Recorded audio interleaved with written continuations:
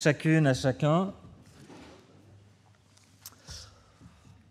Est-ce que vous n'avez jamais eu de doute sur votre salut? On doit reconnaître qu'à certains moments, on peut vivre des temps de doute. Et c'est peut-être particulièrement vrai lorsque nous péchons. Et bien que nous sachions, comme le dit le texte d'aujourd'hui, que Jésus a payé pour nos péchés, qu'à la croix, il a tout accompli, quelquefois, ça peut alimenter des doutes sur la réalité de notre salut en Jésus-Christ. Et ça ne date pas d'hier. Les lecteurs de la lettre de Jean ont aussi traversé ces doutes. Et nous voyons ici Jean qui s'adresse à eux comme un pasteur qui veut les rassurer. Et c'est important de noter cela parce que Jean va proposer 3 tests de la foi. 3 tests qui permettent de nous rassurer sur le fait que nous sommes bien enfants de Dieu.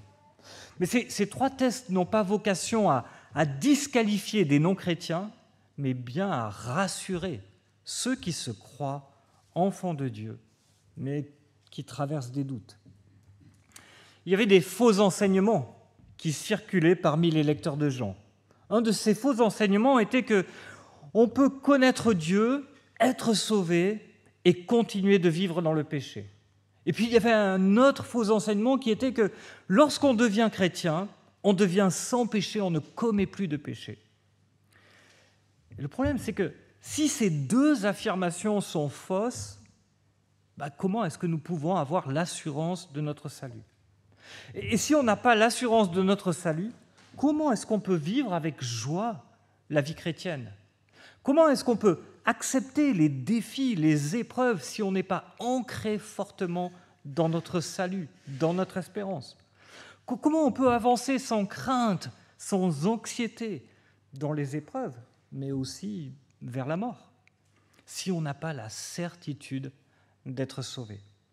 Et je vous propose de lire dans la première lettre de Jean au chapitre 2. Si vous avez la même version que moi, vous êtes page 805. Je vous recommande de prendre vos Bibles, de les ouvrir, le texte est assez dense. Et on ne va pas pouvoir l'afficher, on n'a pas eu le temps de faire le copier-coller.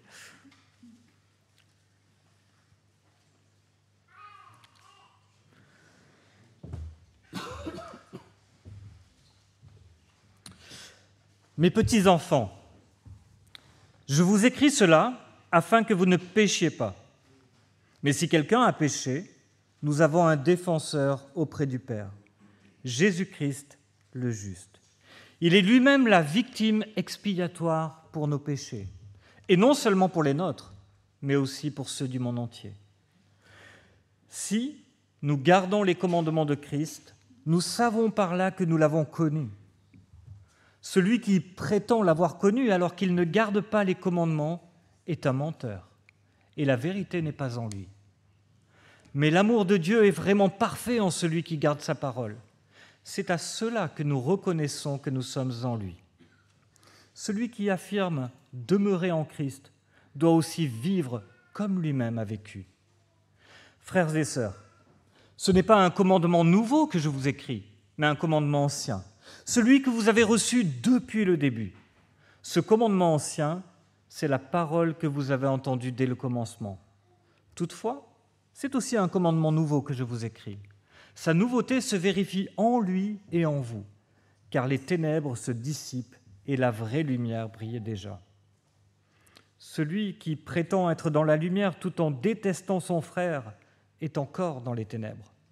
Celui qui aime son frère reste dans la lumière, et il n'y a rien en lui qui puisse le faire trébucher.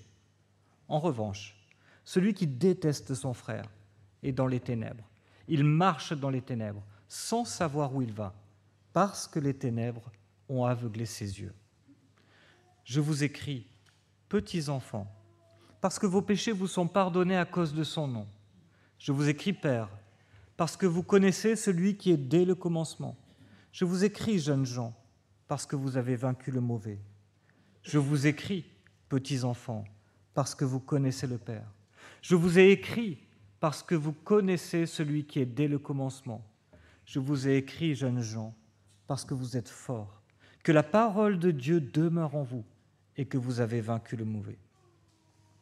N'aimez pas le monde, ni ce qui est dans le monde. Si quelqu'un aime le monde, l'amour du Père n'est pas en lui. En effet, tout ce qui est dans le monde, la convoitise qui est dans l'homme, la convoitise des yeux, l'orgueil dû aux richesses, vient non du Père, mais du monde.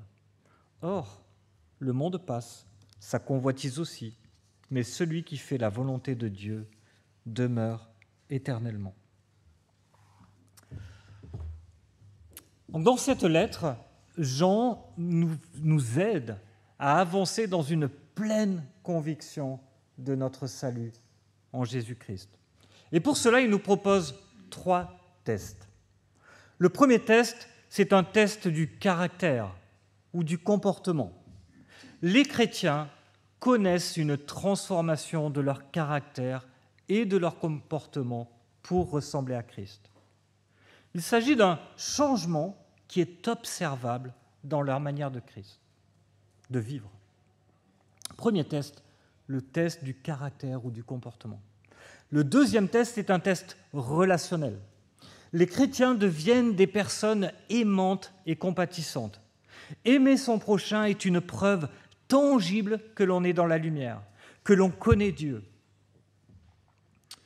Les versets 12 à 14, bien qu'ils ne soient pas un test distinct des autres, soulignent que la croissance dans le caractère et l'amour est une caractéristique du chrétien, aidant à distinguer un amour authentique de juste un tempérament calme ou doux.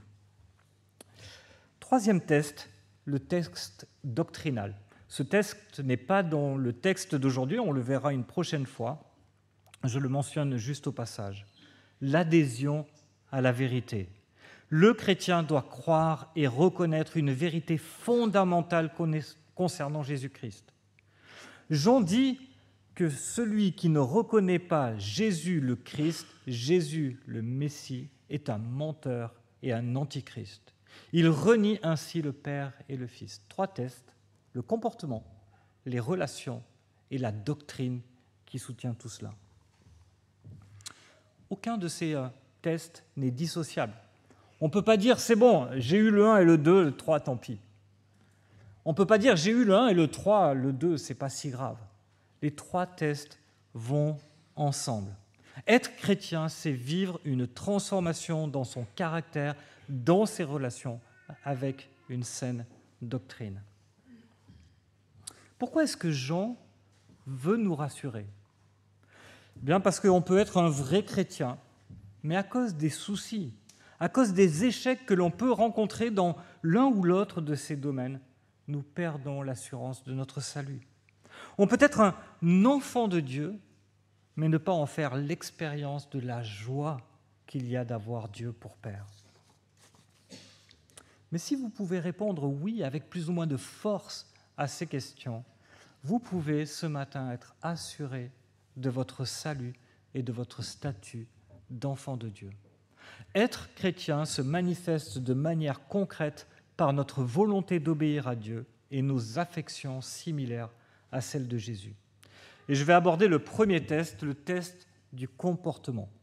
Comment est-ce que nous savons que nous connaissons réellement Dieu ? Regardez le verset 3. Il pose une question. Est-ce que nous gardons les commandements de Dieu ? Et puis Jean redit un peu la même chose plus tard, mais de manière négative, au verset 4. Si vous dites que vous connaissez Dieu, mais que vous ne gardez pas ses commandements, alors ça montre que vous ne connaissez pas vraiment. Et puis au verset 5, et à nouveau de façon positive, si vous connaissez Dieu, alors vous gardez ses commandements. Et au verset 6, il conclut, si vous dites que vous demeurez en Christ, que vous êtes unis à lui, vous devez vivre de la même manière que Jésus. Quelques remarques. La première, c'est un des termes qui est au centre de ce test, connaître. Et je voudrais voir 2 choses à ce sujet. La première chose, écoutez bien ce que Jean ne dit pas. Il ne dit pas « si vous voulez être sauvés, obéissez ». Il ne dit pas ça. Il ne dit pas « Si vous voulez connaître Dieu, vous devez lui obéir. Ce n'est pas ce qu'il dit. Il dit, voici comment vous savez que vous connaissez Dieu. Cela se voit dans la manière dont vous vivez, et plus particulièrement dans la manière dont vous obéissez à Dieu. Jean dit que le salut est attesté par l'obéissance et que l'obéissance contribue à notre assurance. La deuxième chose que je voudrais dire à propos de ce mot « connaître », c'est qu'on ne peut pas, dans la Bible, lire ce mot « connaître » sans avoir quelques évocations. Et tout de suite, ça nous replonge dans les premières pages de la Bible. Au chapitre 4 de la Genèse, on lit « Adam eut des relations conjugales avec sa femme Ève. Elle tomba enceinte et mit au monde Caïn. » Mais les versions plus littérales rendent mieux le terme hébreu qui est utilisé ici. Adam connut sa femme. Elle devint enceinte et accoucha. Le mot « connaître », ce n'est pas juste une connaissance intellectuelle. Je connais Dieu, je sais des choses à propos de lui. J'ai été à l'église pendant des tas d'années et j'ai entendu tellement de choses. Oui, je connais Dieu. Le mot « connaître » évoque une connaissance intime entre deux personnes. En fait, le mot « connaître » nous parle de l'unité que nous formons avec Jésus. Nous sommes un avec Jésus. Et c'est ce que Jean dit, nous demeurons en lui. Regardez, quand Jésus parle de cela dans Matthieu 7, je lis dans Matthieu 7, « Beaucoup me diront ce jour-là, donc au jour du retour de Christ, « Seigneur, Seigneur, n'avons-nous pas prophétisé en ton nom? N'avons-nous pas chassé des démons en ton nom? N'avons-nous pas fait beaucoup de miracles en ton nom? » Alors je leur dirai ouvertement, « Je ne vous ai jamais connu. Éloignez-vous de moi, vous qui commettez le mal. » Je ne vous ai jamais connu. Je n'ai jamais eu d'intimité avec vous. Mon esprit n'est pas en vous. On peut adhérer intellectuellement au christianisme. On peut aimer ses valeurs. On peut aimer sa culture. On peut aimer ses chants. On peut aimer même être assis et écouter une prédication. Il paraît que ça arrive. Mais cela sans avoir aucune relation avec Jésus. Connaître Christ, c'est être uni à lui. Ça veut dire que tout ce qui est vrai de Christ est vrai de nous. Nous sommes en lui. Nous sommes cachés en lui. Nous ne vivons pas la culpabilité du péché, pas parce que nous sommes parfaits, mais parce que nos péchés ont été payés à la croix. Nous sommes morts avec Jésus. Nous sommes ressuscités avec Jésus. Nous faisons un avec Jésus. Pourquoi ? Parce que son esprit nous a unis à lui. Parce que là où le péché a abondé, la grâce a surabondé envers nous. Nous le connaissons, il vit en nous et cela change nos comportements. Garder les commandements, garder la parole, vivre comme Jésus ne sont pas la cause de notre salut, ils sont la conséquence de notre salut. Ils sont les témoins de l'œuvre de résurrection de Jésus en nous. Et cette œuvre est une œuvre progressive qui grandit dans notre vie, qui nous transforme peu à peu. Quelques questions clés à propos de ce test. Est-ce que vous grandissez délibérément en caractère? Est-ce que vous marchez comme Jésus? Quelquefois, difficile de répondre un peu à ces questions. C'est un peu comme se regarder dans le miroir et se dire « Est-ce que j'ai vieilli ?» Non, je ne crois pas. Tous les lundis, j'ai une réunion à Zoom avec les responsables d'Évangile 21. Et tous les lundis, j'ai droit à la même taquinerie. « Change ta photo de profil, tu as l'air d'un gamin. » Et une fois, je me suis dit, mais de quand elle date en fait cette photo? D'où elle vient? Et puis je me suis souvenu, voilà, elle a été faite la première fois que je donnais un cours à l'IBG par David Niblack. Je me dis, ça fait combien de temps?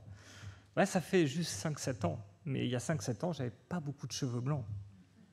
Je ne les ai pas vus venir. Mais quand je regarde un peu en arrière, je les vois. C'est un peu la même chose avec nos enfants. On ne les voit pas grandir. Pourtant, ils grandissent. Il y a quelques fois, j'ai tendance à parler à Jean Samuel comme s'il avait 12-15 ans. mais il a 20 ans. Prenez du recul. Prenez du recul sur votre vie.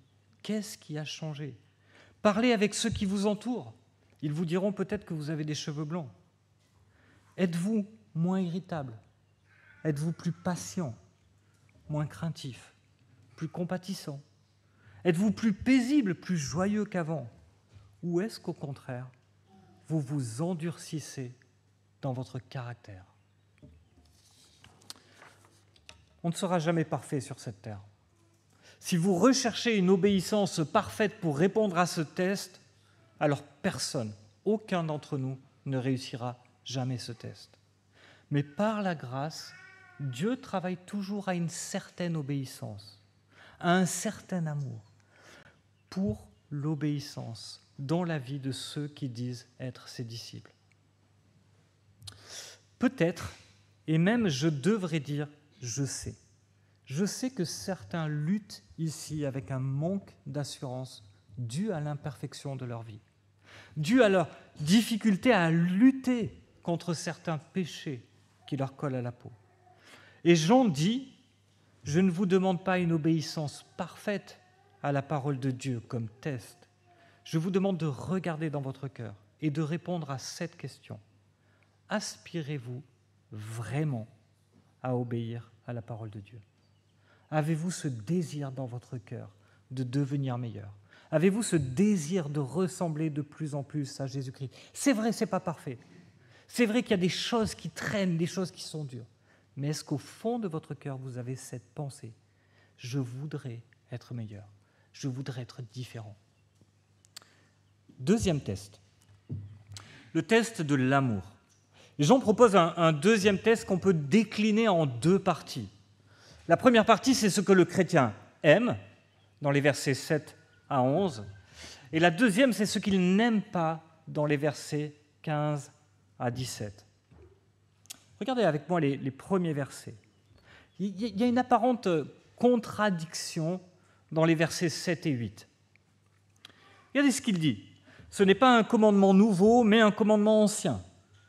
Ce commandement ancien, c'est la parole que vous avez entendue. Puis au verset 8, toutefois, c'est aussi un commandement nouveau. Sa nouveauté se vérifie en lui et en vous. Alors, nouveau ou ancien? Et c'est quoi ce commandement? Et au verset 10, nous voyons ce commandement. Ce commandement, c'est d'aimer son frère. Alors oui, le commandement d'aimer ses frères et sœurs est un commandement ancien. On peut le lire dans les 10 commandements. Tu aimeras ton prochain comme toi-même, a fortiori ton frère. Lévitique 19, 17, tu ne haïras point ton frère dans ton cœur, tu auras soin de reprendre ton prochain. Mais il est nouveau. Il est nouveau en Jésus-Christ. Et c'est cela que nous dit le verset 8. Cela nous dit qu'en Jésus-Christ, il y a une nouvelle façon, une nouvelle capacité à aimer nos frères et sœurs. Il y a un modèle de ce que signifie d'aimer ses frères et sœurs en Jésus-Christ. Dans l'amour, dans le monde, souvent l'amour est un échange.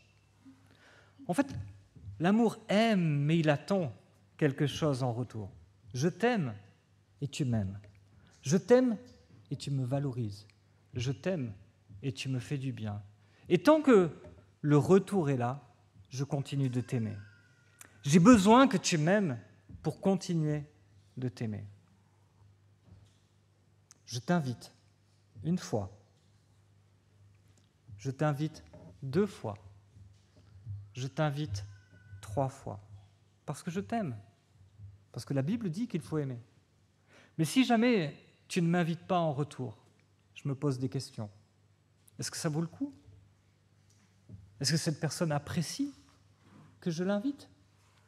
On est prêt souvent par amour à faire le premier pas, peut-être le deuxième, le troisième. Mais l'amour peut-il vraiment être à sens unique? Il est vrai que certains d'entre nous peuvent être capables d'aimer très loin dans leur amour pour les autres, mais jamais autant que ne le fait Jésus. Dieu a envoyé son Fils sur terre pour mourir. Et celui-ci, à quelques heures de la croix, prie, « Père, si tu voulais éloigner cette coupe de moi. Toutefois que ce ne soit pas ma volonté, mais la tienne qui soit faite. » Et il ira jusqu'au bout. Vous savez comment il est décrit ? Comme un agneau qu'on mène à l'abattoir, sans rébellion, abandonné, seul sur la croix, subissant la colère du Père. Une colère que nous méritions. Pourquoi accepter cela ? Par amour de son Père et par amour de nous. Il est lui-même la victime expiatoire pour nos péchés, et non seulement pour les nôtres, mais aussi pour ceux du monde entier. Dans son amour, Jésus s'est totalement offert.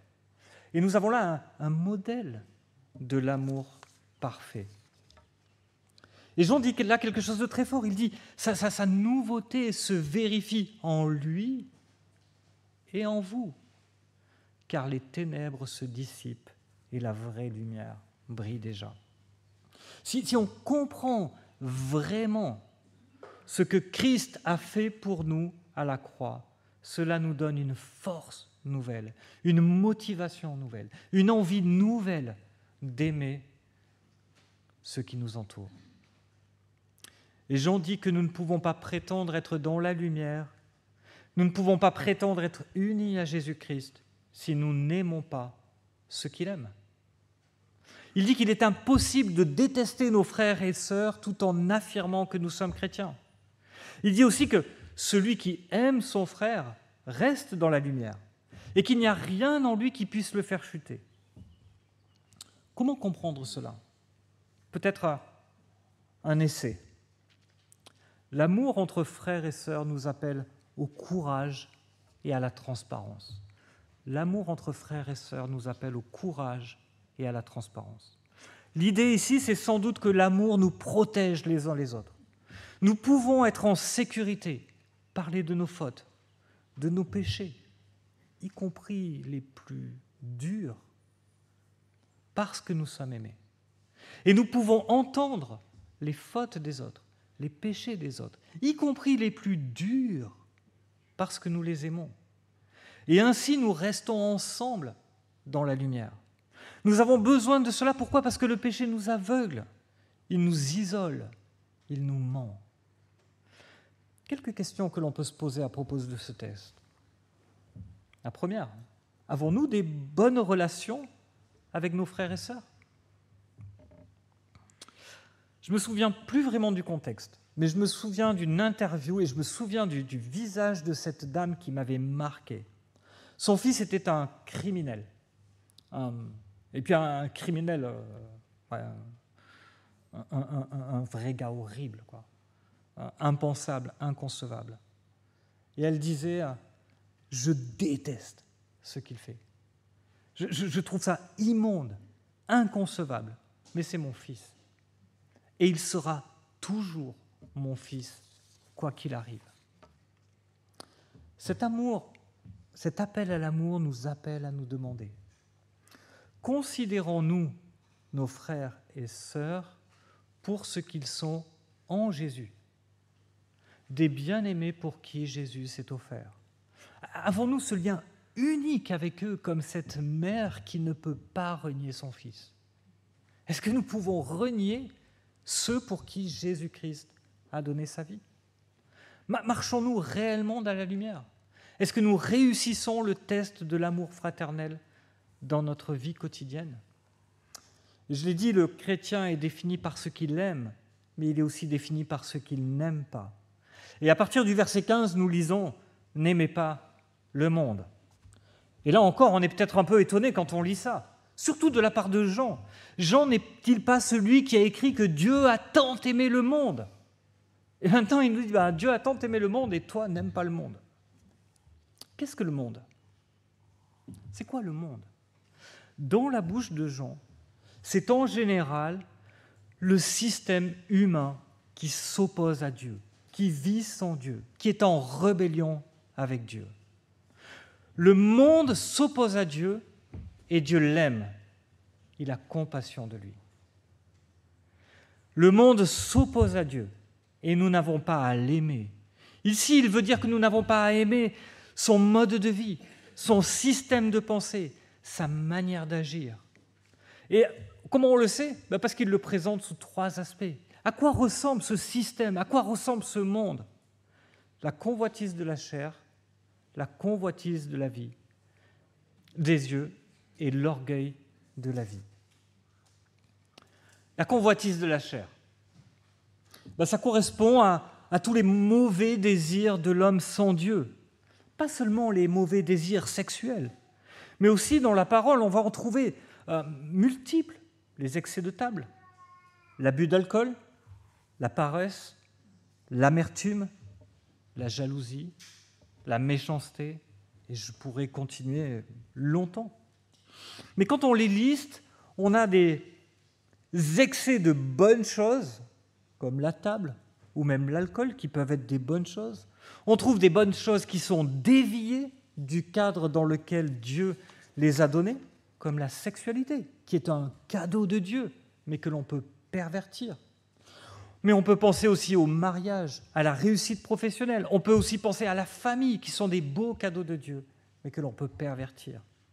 Ces choses qui viennent prendre la place de Dieu dans notre vie. Ces choses qui font que l'on vit pour elles. Et ce qui sous-tend tout cela, c'est un homme centré sur lui-même, sur son plaisir, l'orgueil, la jalousie, l'indépendance. La convoitise des yeux, pas la peine de faire un dessin. On se promène dans la rue et on voit des maisons plus belles que la nôtre, des voitures plus belles que la nôtre, des personnes plus riches que nous. Que devrait être notre vie vis-à-vis de tout cela ? Reconnaissance. Notre vie devrait être une reconnaissance de ce que Dieu nous donne. Une vie où nous considérons qu'il nous donne le meilleur pour un but parfait. C'est quoi une vie où Dieu nous donne le meilleur pour une vie où on devient parfait ? C'est une vie où il nous donne tout ce qui est bon pour notre plaisir et tout ce qui est mauvais pour nous faire grandir.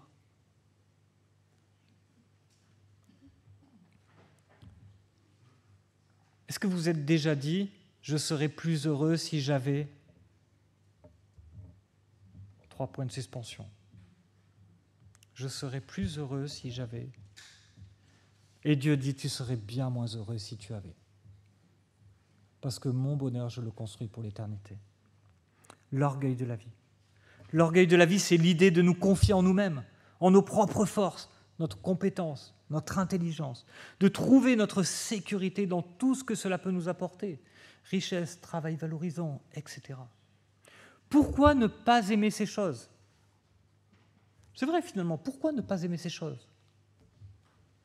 Et surtout, pourquoi ne pas aimer celles qui sont bonnes ? Parce qu'elles passent. Parce qu'elles passent. C'est un peu comme les jouets que vous aviez à l'âge de 5 ans. Vous vous rappelez de vos Duplo ? Vos gros cubes en plastique aux couleurs bien vives, bleu, vert, jaune, rouge. Et à 5 ans, avec des Duplo, on construit un monde merveilleux et on passe des heures à jouer avec. À 15, 20, 30 ou 50 ans, ça devient un peu misérable si vous passez votre vie à jouer avec des Duplo. Nos plaisirs, nos joies, tout ce qui paraît nous combler aujourd'hui, tout ce sur quoi nous pouvons mettre tant d'efforts pour en tirer un peu de joie, passera, ne restera pas. Nous sommes des pèlerins, des étrangers dans ce monde. Nous ne voulons pas nous y attacher. Pourquoi ? Parce que nous marchons vers un monde meilleur. Ce n'est pas une invitation à ne pas vivre dans le monde, c'est une invitation à nous détacher du monde. Si l'amour du Père est en nous, nous allons peu à peu jouir des bénédictions que Dieu nous donne dans ce monde et nous en réjouir réellement de toutes les belles choses que Dieu nous donne. Mais nous allons être concentrés sur celui qui donne plutôt que sur ceux qu'il donne. Qu'est-ce que nous aimons ? Est-ce que nous aimons celui qui bénit ou que nous aimons les bénédictions ? Quand vous offrez des cadeaux à vos enfants à Noël, qui est-ce que vous voulez qu'ils aiment ? Le cadeau ou vous ? Est-ce que nous aimons les cadeaux ou est-ce que nous aimons le donateur qui donne toujours la bonne chose pour nous ? Quelques questions clés. Comment est-ce que je vis les bons et les mauvais moments de cette terre? Est-ce que je suis reconnaissant à Dieu pour les bonnes?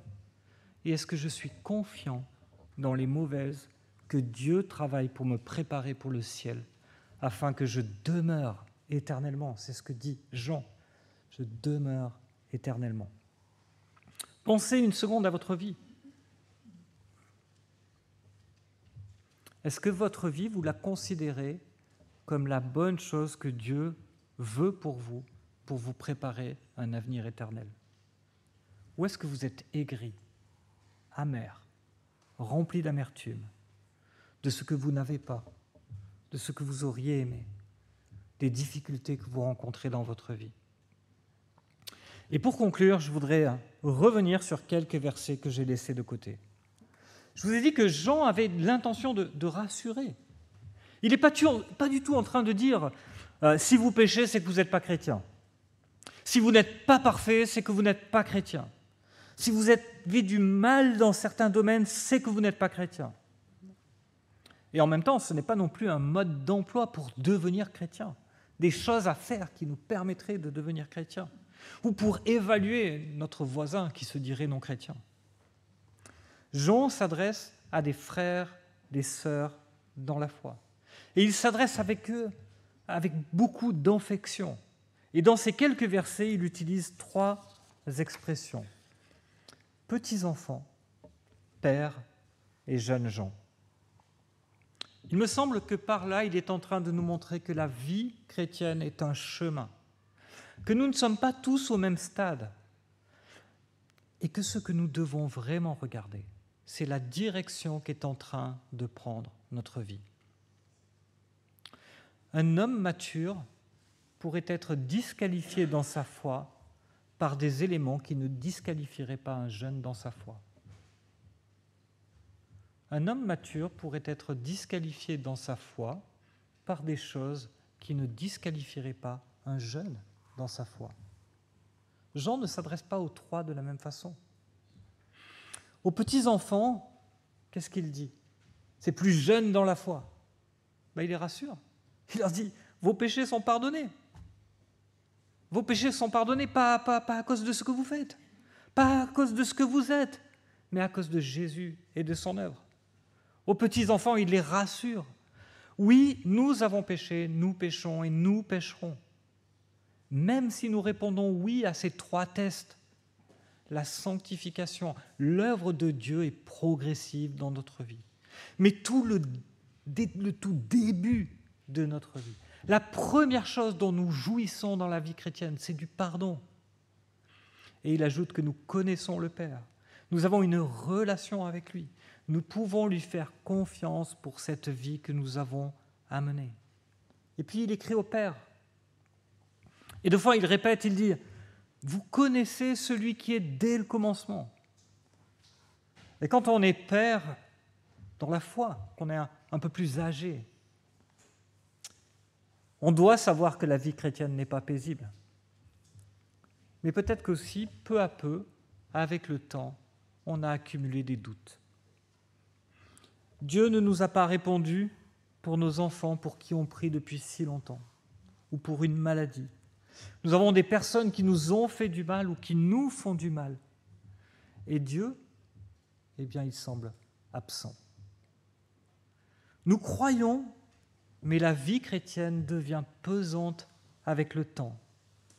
Et peu à peu, on aurait tendance à s'éloigner, à perdre confiance. Vous connaissez celui qui est dès le commencement. Dieu ne change pas. Peut-être que notre perception a changé. Peut-être que nous nous retrouverions finalement dans cette description que l'Apocalypse fait de l'église d'Éphèse. Je connais tes œuvres, ton travail, ta persévérance. Je sais que tu ne peux supporter les méchants, que tu as éprouvé ceux qui se disent apôtres et qui ne le sont pas, que tu les as trouvés menteurs, que tu as de la persévérance, que tu as souffert à cause de ton nom, que tu ne t'es point lassé. Mais ce que j'ai contre toi, c'est que tu as perdu ton premier amour. Est-ce qu'en vieillissant, nous perdons notre premier amour? Dieu est le même hier, aujourd'hui éternellement. Celui qui a donné son Fils pour vous est le même que celui qui prend soin de vous. Songez un instant à ce que vous avez vécu. Et dites-vous maintenant que c'était utile et bon dans le plan de Dieu pour vous rendre semblable à lui dans l'éternité. Pensez à ce que vous avez vécu, les bonnes choses. Vous avez vécu des bonnes choses dans votre vie. Pensez aux mauvaises choses que vous avez vécues. Je suis sûr que vous en avez vécu des mauvaises. C'était bon et utile pour ce que Dieu fait pour l'éternité dans votre vie. C'est une délivrance pour moi de considérer les choses ainsi. Tout n'est pas facile, mais tout est nécessaire et bon. Pas juste nécessaire et bon. Parce que Dieu a commencé une œuvre en moi. Il a promis de la mener jusqu'au bout. Et je reconnais qu'il y a du travail à faire. Et enfin, jeunes gens. Que dit-il aux jeunes gens ? Vous avez vaincu le mauvais. Vous êtes forts. La parole de Dieu demeure en vous. Et encore une fois, vous avez vaincu le mauvais. Jeunes gens, vous êtes forts. Mais pourquoi vous êtes forts ? Parce que la parole de Dieu demeure en vous. Et je devrais dire, vous avez besoin d'être forts. Je suis désolé, mais la vie chrétienne n'est pas une sinécure. Je suis désolé, mais ça ne va pas ressembler à des vacances au soleil. Et quand vous êtes jeune, vous êtes à un moment où vous faites des choix. Nous, on est plutôt dans l'âge où on subit les conséquences de nos choix, qu'on a fait quand on était jeune, ou qu'on n'a pas fait. Mais vous êtes dans l'âge où vous faites des choix. Vous êtes à un moment où les tentations sont fortes. Pourquoi ? Parce que vous êtes dans un moment où vous faites des choix qui impacteront la durée de votre vie. On peut choisir chaque dimanche où va notre priorité. Dieu ou la grasse matinée, parce qu'on a fait la fête la veille. Mais les choix que nous apprenons à faire quand nous sommes jeunes vont façonner la vie plus tard. Vous êtes aussi à l'époque des choix un peu uniques. On ne choisit qu'un seul conjoint. Et ce choix, toute notre vie va en découler. Comment est-ce que vous serez fort dans la tentation et dans vos choix ? En vous ancrant le plus possible dans la parole de Dieu. Pourquoi ? Parce que la parole de Dieu a une vocation en nous, qui sommes chrétiens. Quand nous la lisons, peu à peu, nous aimons plus ce que Dieu aime et nous détestons plus ce que Dieu déteste. C'est ce qu'elle produit en nous, peu à peu. Peu à peu, elle nous transforme et nous commençons à aimer ce que Dieu aime et nous commençons à détester ce que Dieu déteste. Vous savez, je crois que Dieu aime profondément vous voir rire autour d'un verre. Et je crois qu'il déteste profondément vous voir sous. Comment être fort ? Comment vivre à compte courant dans un monde qui vous entraîne sans cesse dans la mauvaise direction, vous faisant croire que c'est la meilleure vie où vous êtes en train de passer à côté, en vous nourrissant de la parole de Dieu. Cette parole de Dieu vous remplit de Christ par son esprit, pour voir comme lui, penser comme lui, agir comme lui. Et aujourd'hui, nous avons vu 2 tests, celui du caractère, celui des affections. Et comme je l'ai évoqué, ces 2 tests ne doivent pas être isolés du dernier test que l'on verra un prochain dimanche, reconnaître Jésus comme Messie. Si vous avez prévu de partir en vacances, reportez pour ne pas manquer le dernier test. Être chrétien, c'est ressembler peu à peu à Jésus dans son caractère. C'est aimer ce qu'il aime, c'est détester ce qu'il déteste. C'est un chemin. Vos pires péchés ne vous privent pas de la grâce. Vos pires péchés ne vous privent pas de la grâce. Mais ils vous appellent à la repentance, à l'appel au secours à Dieu, à l'appel au secours à l'Église pour grandir en sainteté. Vos meilleurs exploits, votre vie sanctifiée ne vous donnent aucun salut, mais ils vous appellent à aimer l'Église, à prendre soin et à veiller sur ceux qui vous suivent sur ce chemin. Je voudrais juste encore prier avec vous.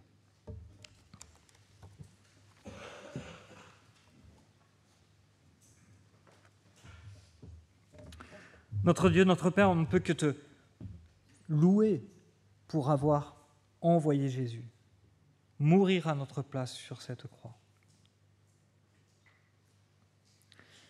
Mais plus que cela, quand nous t'avons connu, quand tu as inondé nos vies par ton esprit, tu es devenu un avec nous. Tout ce que tu dis de Jésus, tu le dis de nous. Nous avons hérité de sa justice.